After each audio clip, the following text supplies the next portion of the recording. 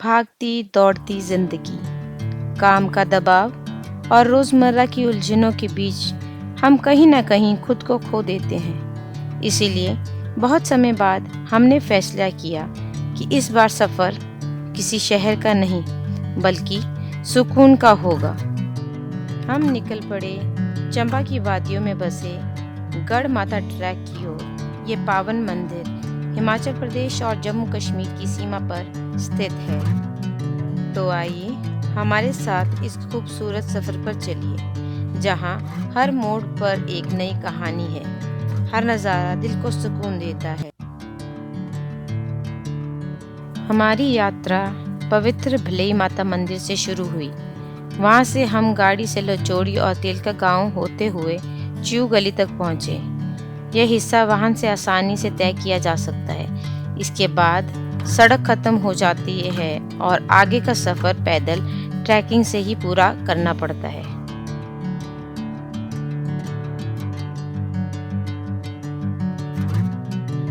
Good morning everyone. आज हम जा रहे हैं ट्रैकिंग के लिए गढ़ माता मंदिर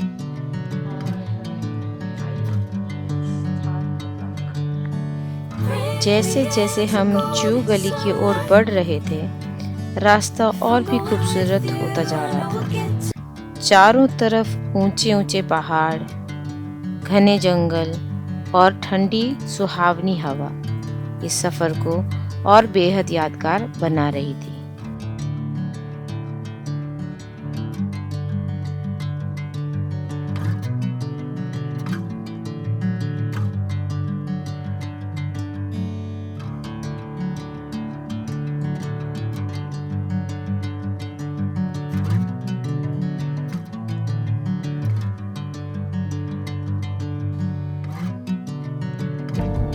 हमने इन पहाड़ों पे लोगों की अधवारी बनी हुई भी देखी।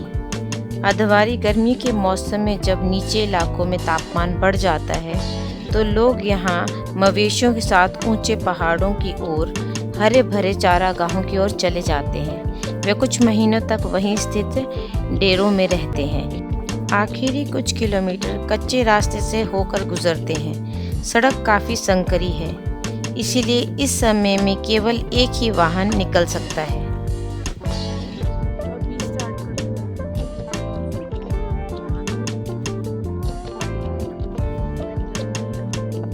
तो हम फाइनली च्यू गली पहुंच चुके हैं और यहाँ से हमारा पैदल सफ़र शुरू होगा।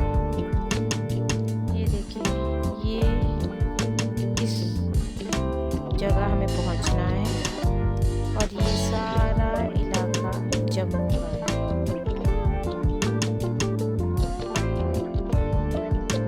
मंदिर की यात्रा का सबसे मुश्किल हिस्सा शुरुआत का ही है। शुरुआत में रास्ता काफ़ी खड़ी चढ़ाई वाला है, इसीलिए थोड़ी मेहनत ज़रूर करनी पड़ती है। लेकिन एक बार ये हिस्सा पार कर लें तो आगे का रास्ता काफ़ी आसान, खूबसूरत और बेहद मनमोहक हो जाता है।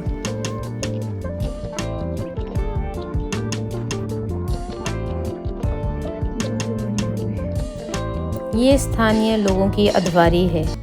गर्मी के मौसम में ये लोग अपने पशु जैसे गाय, भैंस और घोड़ों को लेकर यहाँ आ जाते हैं। जैसा कि आप देख सकते हैं, इन्होंने कनक या गेहूं को सुखाने के लिए धूप में रखा है और आगे की जगह को ये गोबर से लेप रहे हैं। अब ये क्यों लेप रहे हैं, ये ब्लॉग में आपको आगे पता चलेगा। और फिलहाल तो हमें ये पूरा पहाड़ अभी चढ़ के दूसरी तरफ जाना है और यहीं पे आपको पानी का लास्ट पॉइंट भी मिलेगा। इस जगह पे आपको पेड़ पौधे नहीं दिखेंगे, सिर्फ घास दिखेगी और यहाँ पे धूप उस टाइम बहुत ज़्यादा तीखी थी। इसीलिए अगर आप यहाँ पे आएँ तो फुल स्लीव्स की शर्ट पहन के कैप वगैरह लगा कर ही आएँ, क्योंकि यहाँ पे स्किन बर्न जो है वो इजीली हो सकता है।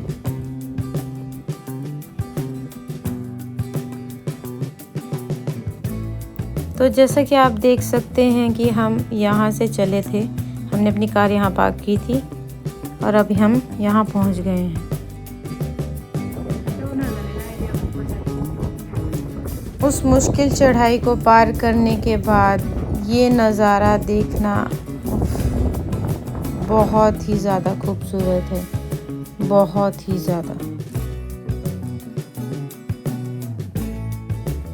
इस जगह की खूबसूरती है ना, आप यहाँ पे आके ही एक्सपीरियंस कर सकते हैं।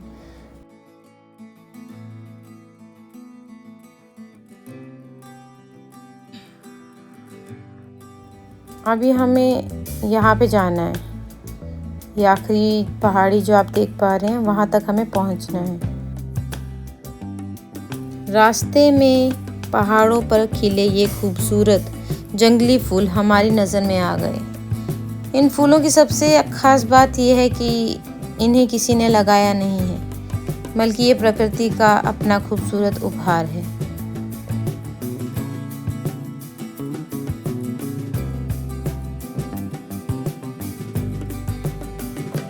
स्थानीय लोग तो इस रास्ते को 1 से सवा 1 घंटे में पूरा कर लेते हैं, पर हमारे लिए ये 1 सवा 1 घंटे का रास्ता नहीं था।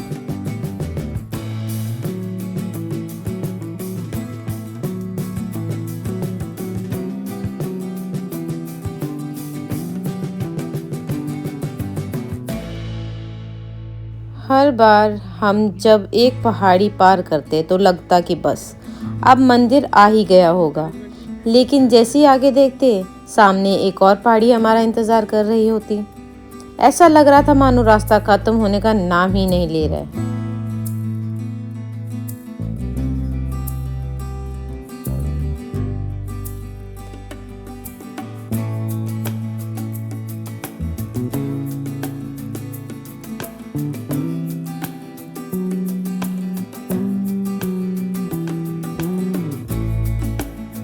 इस स्थान को राजा का डेरा भी कहा जाता है।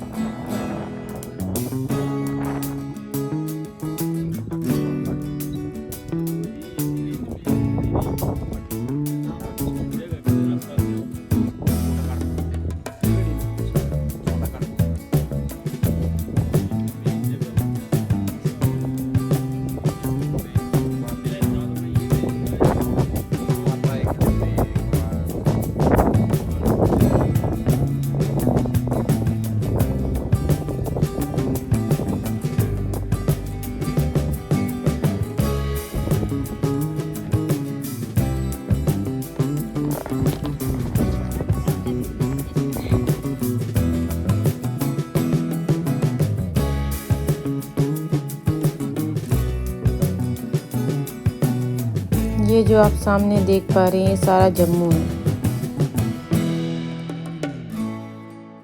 ये देखिए हमने कहाँ से स्टार्ट किया था चलना।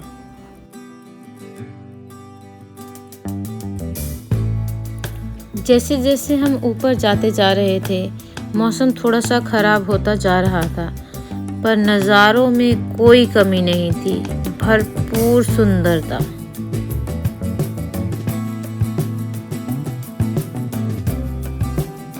फाइनली अब मंदिर कुछ कुछ दिखना शुरू हो गया था।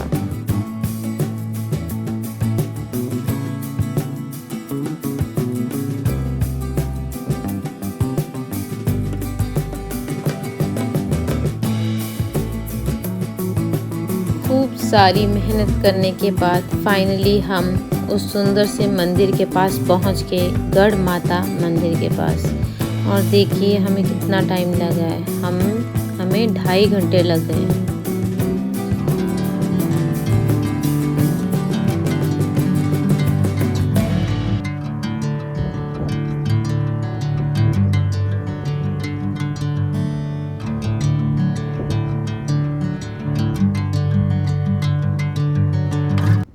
इस मंदिर में जम्मू वाले अलग से जातर लेके आते हैं और मेला लगता है, वैसे ही हिमाचल वाले भी अपनी अलग से जातर लेके आते हैं और अलग से मेला लगता है। जय गढ़ माता।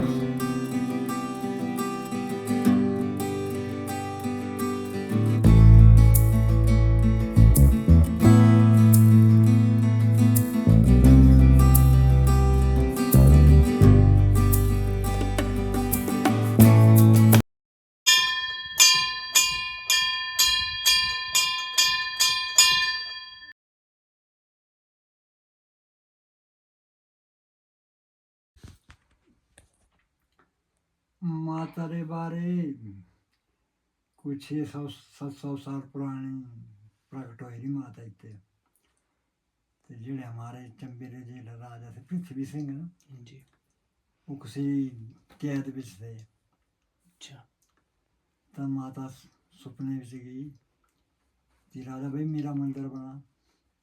बोले माता मैं तेरा मंदिर कियां बनाना, मैं नहीं बना सकता, मैं तो कैद विच मैं तो छुटना नहीं, ना मेरे का फौज है ना मेरे का कुछ, मैं नहीं छुट सकता, ना मेरे का इतना बल ताकत है। फिर पता नहीं किस तरीके ने माता ने छुड़ाया। तो फिर राजा जिस वेले छुट्टी गए कैद का तो अपने महल चंबे नहीं चंबा चलेगा तो इतने सीधे आई है, इतने बोलते थले राजे का डेरा है तो इतने आके उन्होंने डेरा लगाई लेते हैं। तो ये थले जरा पत्थर है इतने प्रकट हुई माता, दर्शन देते राजे तो बोले भाई राजा मंदिर मैं इतने नहीं रहना, मैं ऊपर मंदिर ऊपर लेना। फिर राजा ने इतने मंदिर बनाया।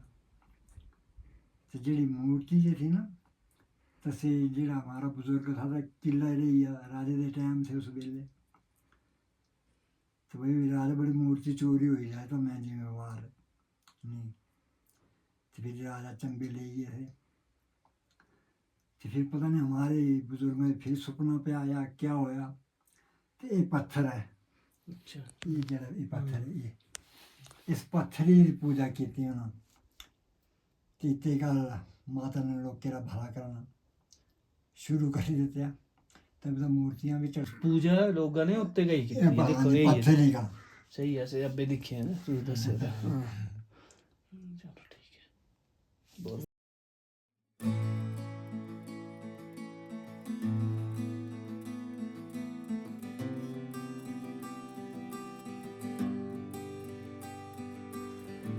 शिवलिंग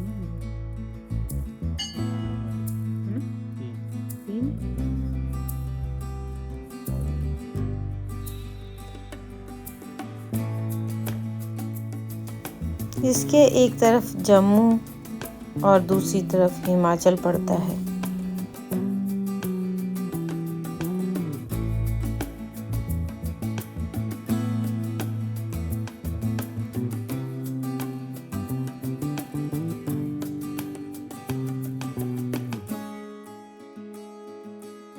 मंदिर में दर्शन करने के बाद जब हम वापस लौट रहे थे तो अचानक मौसम ने करवट ली और ओले गिरने शुरू हो गए। ये पल हमारे लिए बिल्कुल अनोखा था। स्थानीय लोगों का मानना है अगर दर्शन के बाद लौटते समय बारिश या ओले पड़ जाएं तो इसे शुभ संकेत माना जाता है। कहते हैं कि इसका मतलब है आपकी यात्रा सफल रही और भगवान ने आपकी यात्रा स्वीकार कर ली।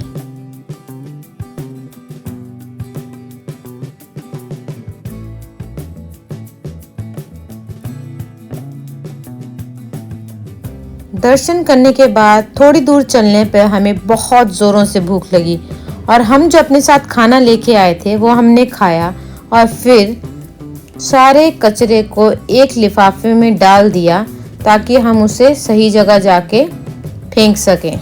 और हमें सबको यही करना चाहिए ताकि पहाड़ जो हैं वो साफ सुथरे रहें। ये देखिए इन्होंने सुबह कनक को सुखाने के लिए रखा था और गोबर का लेप लगाया था। उसी गोबर के लेप पे उस कनक को रख के और बैलों को आपस में बांध के ये बैलों को घुमा रहे हैं ताकि कनक जो है वो नीचे के हिस्से से अलग हो जाए। आजकल ये बहुत कम देखने को मिलता है, इसको बोलते हैं कणक गाणी और आजकल ये देखने को बहुत कम मिलता है क्योंकि मशीनों ने इनकी जगह ले ली है। आजकल मशीनों से काम होता है।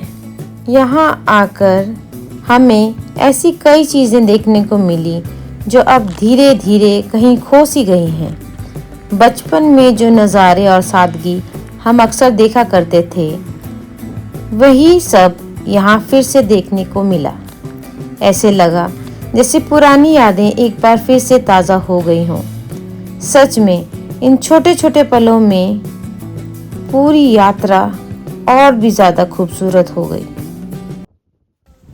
अब इतना सब देख ही लिया है तो कसरोड़ कैसे छोड़ दें। तो रास्ते में हमने कसरोड़ भी चुनी और उससे फिर सब्जी बनाई। ये सफ़र बहुत ही सुंदर, बहुत ही यादगार रहा।